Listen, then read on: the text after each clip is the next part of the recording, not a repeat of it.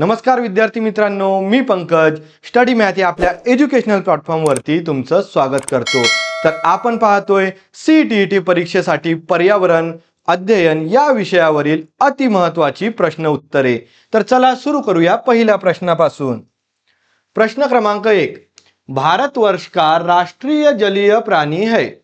तर याचे पर्याय आहे पुढील प्रमाणे। पर्याय क्रमांक ए, खारे पानी वाला मगरमच्छ, B olive ridley oil, olive ridley turtle, त्यानंतर गंगा में रहने वाली डॉल्फिन आणि डी गंगा प्रवासी घडियाल।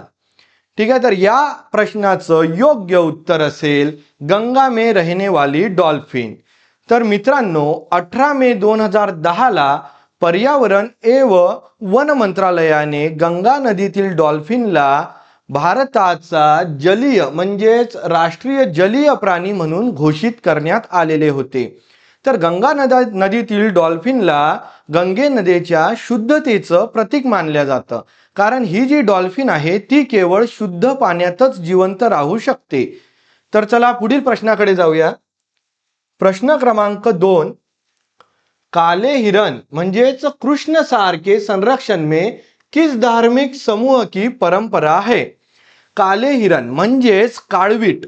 तर तुम्हाला माहित असेल की काळवीटाला सलमान खानने मारले होते। त्यानंतर एक असा धार्मिक समाज होता जो त्याच्या जीवावर उठलेला होता। तर तो समाज कुठला? तर मित्रांनो तुम्हाला योग्य उत्तर माहित झालेलं असेल, तो समाज आहे बिश्नोई समाज। ठीक आहे, तर बिश्नोई समाजामध्ये काळे हिरण म्हणजेच काळवीटाला एक पूजनीय स्थान आहे।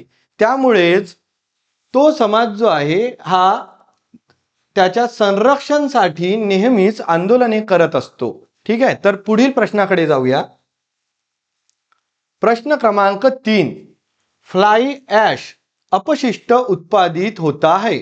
तर पर्याय आहे जल विद्युत परियोजना से, बी थर्मल पावर परियोजना से, सी भूतापीय परियोजना से और डी घराट यानी विंड मिल से। तर पहिल्यांदा आपण पाहूया की फ्लाई ॲश काय आहे। तर हवेत उडणारी राख। तर हवेत उडणारी राख जी आहे ही कशाचं बाय प्रोडक्ट असेल। तर आपण याकडे जर लॉजिकने जरी गेलो तर जसे विंड मिल आहे म्हणजेच काय होतं की पवनचक्की मधून राख निघतच नाही। त्यानंतर पाहूया भूतापीय परियोजना म्हणजेच पृथ्वीच्या गर्भातील उष्णतेपासून विद्युत ऊर्जा तयार करणे। यामध्ये सुद्धा हवेमध्ये राख उडत नाही। त्यानंतर जलविद्युत परियोजनेत राखेचा दूर पर्यंत कुठलाच संबंध येत नाही।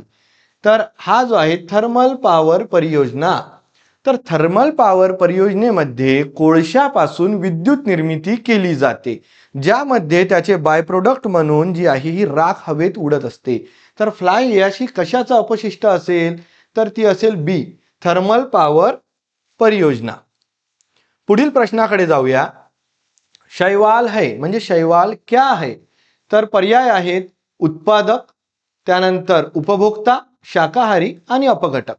तर उत्पादक पहिले आपल्याला माहित असायला पाहिजे की उत्पादक काय असतो। तर उत्पादक कोण असतो? जो की स्वतःचे अन्न स्वतः तयार करतो, त्याला उत्पादक असे म्हणतात।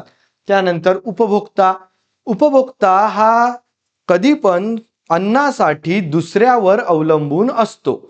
यानंतर तिसरं शाकाहारी म्हणजेच जे मांसाहारी नसतात, म्हणजेच जे वनस्पतीवरती अवलंबून असतात। यानंतर आहे अपघटक म्हणजे काय? तर जे कुठले प्राणी मृत होत असतील किंवा वनस्पती मृत होत असतील याचे विघटन घडवून आणण्याचे कार्य जे जीवजंतू करत असतात त्यांना अपघटक म्हणत असतात।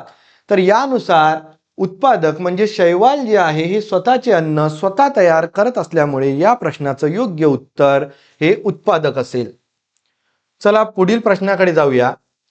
वर्ष 1983 में कर्नाटक में चिपको आंदोलन की तर्ज पर पर्यावरण संरक्षण के लिए कौन सा आंदोलन शुरू हुआ।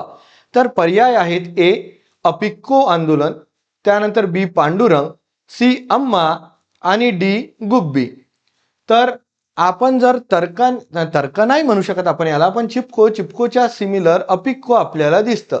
तर ठीक आहे, अपिक्को याचा अर्थ असा होतो की मिठी मारणे. अपिक्को हा कन्नड शब्द असून याचा अर्थ मिठी मारणे असा होतो. तर चिपको मध्ये सुद्धा झाडाला मिठी मारण्यात आलेली होती.